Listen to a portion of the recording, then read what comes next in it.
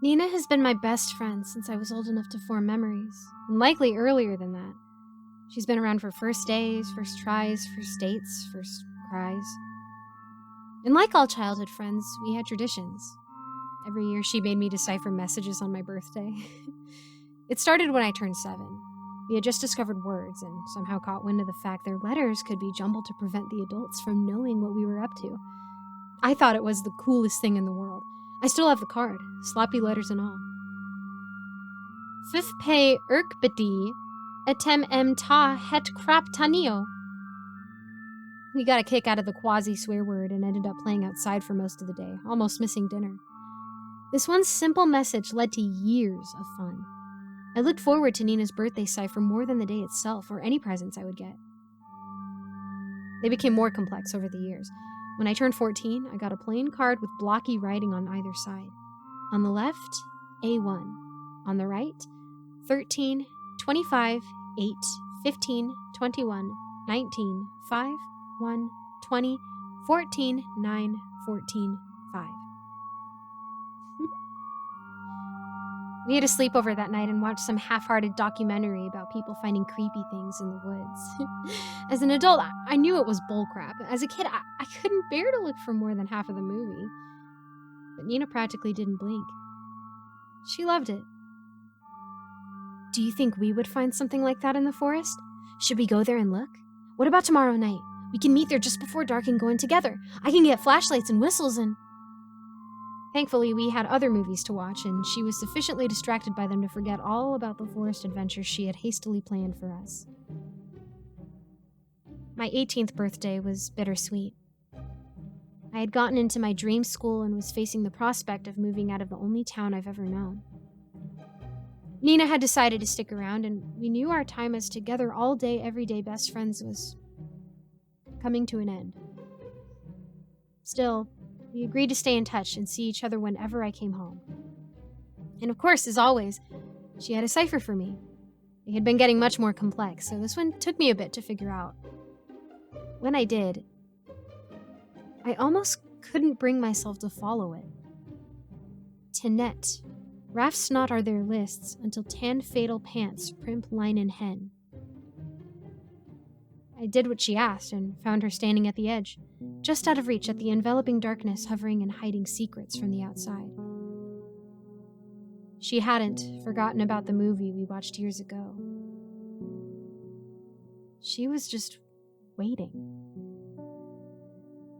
We're adults now, there's nothing to be afraid of. Come on, let's have one last adventure before you ditch me for school and come back as a boring old woman. She ran in without looking back. The darkness swallowed her completely as she entered. I froze for a split second, and then ran after her. It took what seemed like hours for my eyes to adjust. When they did, I could barely make out Nina's silhouette walking ahead in front of me. Hey, where are we going? No response. She'd always had a flair for the dramatic. She kept walking and I followed, staying close to her and trying to avoid brushing up against sharp branches or unsavory plants. The forest was wedged between an apartment building and a shopping plaza, but it felt like it would never end as we stumbled through it. As we went deeper, silence wrapped around us. No birds, no bugs, no small animals. Just the sound of footsteps on twigs and leaves. A single set of footsteps. Mine. I couldn't see Nina anymore. The darkness seemed thicker, the silence heavier. The forest more alive yet devoid of life. My eyes weren't adjusting. I could barely see a few steps ahead of me. In the deep well of silence, my quick, shallow breathing was a jet engine. My heart beat like a jackhammer in my chest, and my stomach threatened to fly away. I waved my arms around and felt nothing. A faint touch, like a gentle breeze, brushed against my neck. I screamed. I bolted like prey from a predator, using my hands to navigate and weave between the trees. I didn't want to know what I was running from, and I didn't care.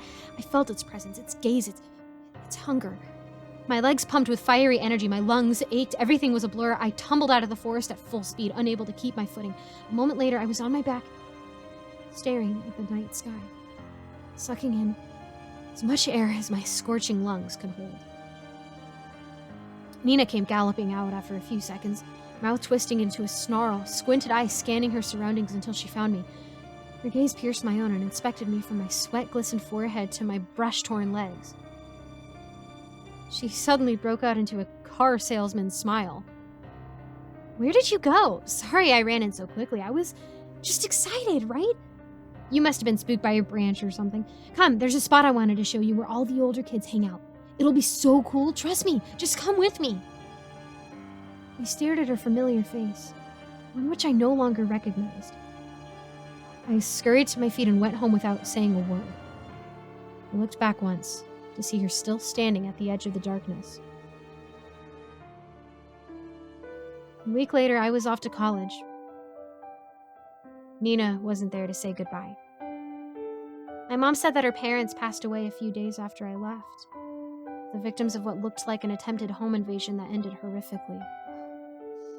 Murders never happen in our town, so it made the front page of everything. They left out the grisliest details, but the words torn, shred, and mutilated were enough. I sent flowers and tried calling, but still couldn't get through. Nina opted for a private cremation, no burial. I tried to reach out to my once best friend repeatedly with no reply. I gave up after I came home for the summer and she didn't bother to call or see me. Time and life happened. We fell out of contact and went down different paths in different towns, leading different lives. I turned 26 yesterday. I finished college, started a new job, and moved on. I have my own place and I feel like I'm finally coming into my own. Today, a card came in the mail. It didn't have a return address, but I could tell who it was from almost immediately. Though, I'm not sure how she got my address. The telltale plain card with scribbled writing on either side slipped out of the envelope. My blood ran cold the instant I read it. On the left, AZBYCX.